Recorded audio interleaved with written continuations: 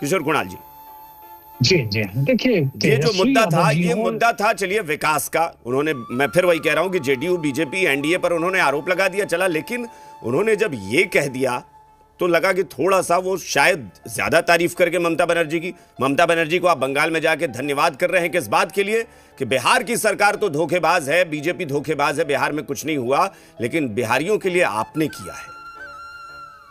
देखिए, राजद की पुरानी परंपरा रही है। अगर राजद या लालू प्रसाद यादव जी के इतिहास को आप समझेंगे, 2000 का चुनाव, हाँ, लेकिन उसमें एक चीज बस और जोड़ूंगा कि इसका मतलब है ना कि तेजस्वी यादव को लगा होगा कि बिहार सरकार बिहारियों के हित में काम नहीं करती, तभी तो उनको वहां बेहतर लगा होगा। ये मैं इसी बात पे आता हूँ। अगर राजद या लालू प्रसाद यादव जी के इतिहास को आप समझेंगे, सन 2000 का चुनाव आपने देखा होगा, उन्होंने प्रसिद्ध नारा दिया था कि बिहार का बंटवारा हमारे लाश पर होगा। जब इनके पास बहुमत के आंकड़े घटे तो कांग्रेस के साथ इन्होंने पोस्ट इलेक्शन अलायंस किया और अगले ही पल में उन्होंने बिहार का बंटवारा कर दिया। तो बिहार के जमीन को बेचना और बेचकर अपनी तिजोरी को भरना राजद की पुरानी परंपरा रही है, और उसी परंपरा को तेजस्वी यादव जी आगे बढ़ा रहे हैं। केरला में जाते हैं तो बिहार के डेवलपमेंट की चर्चा नहीं करते हैं, वो एक अलग बात करते हैं। बंगाल में जाते हैं तो उन्हें बंगाल में ममता बनर्जी जी बहुत बेहतर लगती है और बिहार का सरकार का डेवलपमेंट उन्हें दिखता नहीं है। यह इस बात को भी झुठलाता है कि तेजस्वी जी कभी बिहार के हेल्थ मिनिस्टर हुआ करते थे, तेजस्वी जी कभी बिहार के अन्य विभाग में मिनिस्टर हुआ करते थे। तो क्या यह बताना चाहते हैं कि हमने भी कुछ काम नहीं किया और हमारे लोगों को आपने सहेज कर रखा? उन्हें सर्वे करवाना चाहिए पार्टी के स्तर पे कि बंगाल जाने वाले अधिकतर परिवार किस पीरियड में बंगाल गए थे, किन कारणों से बंगाल गए थे, और आज जब वो बंगाल में अपना जीविकोपार्जन को पूरा कर रहे हैं, अपने जीवन को जी रहे हैं, तो उसमें भी यह राजनीतिक हित को साथ कर रहे हैं।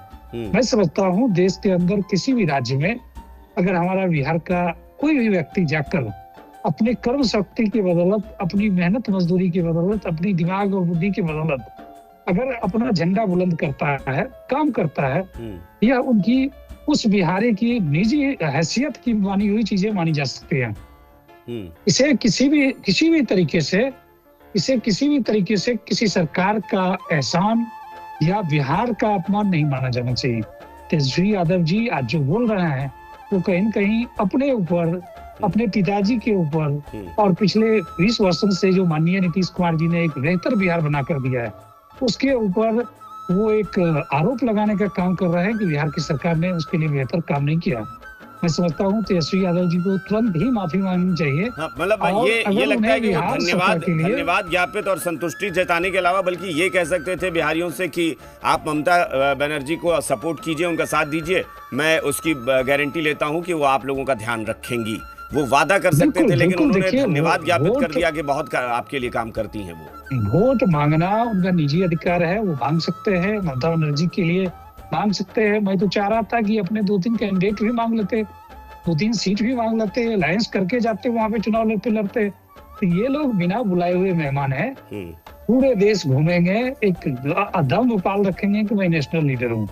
जिस पार्टी का बिहार में सुपरा साफ हो गया हो, जो पार्टी 80 से अटक के 25 सीट पे आ गई हो, वो बंगाल में, केरला में जाकर ये कहे कि मेरे जाने से वोट मिल जाएगा या मेरे जाने से अमुक पार्टी चुनाव जीत जाएगा, ये मैं समझता हूँ एक दिवा स्वप्न है। हो सकता है मैं इस तरह से अनामिका पासवान जी की तरह मैं नहीं बोलूंगा, क्योंकि तेजस्वी जी का ससुराल है बंगाल में, कोलकाता में, इस नाते भी वो कोलकाता गए होंगे, चलो इसी नाते थोड़ा घूम भी लेंगे और चुनाव प्रचार भी हो जाएगा। लेकिन उन्हें इस प्रकार से धन्यवाद प्रेषित करना और ये बताना कि ममता बनर्जी संरक्षक है, उन्हें यह भी बताना चाहिए जिस सीपीएम के साथ उनका अलायंस है बिहार में, जिस सीपीएम के विधायक उनके विधायक हैं, क्या सीपीएम के सरकार में बंगाल में बिहारियों के साथ अत्याचार होता था और टीएमसी ने आकर उस अत्याचार को खत्म कर दिया? तो तेजस्वी यादव जी अपने बुने हुए जाल में ही फंस चुके हैं। एक तरफ वो टीएमसी को भी खुश करना चाहते हैं, दूसरी तरफ सीपीएम को भी खुश करना चाहते हैं, और अंततः उनका एक ही लक्ष्य है कि अपने ससुराल में जाके कुछ चुनाव प्रचार कर ले। ठीक है, मैं एक बार कांग्रेस के पास चलता हूँ। नदीम अख्तर साहब है। नदीम अख्तर जी बताइए जरा, ममता बनर्जी ने बिहारियों के लिए काम किया है, बहुत काम किया है।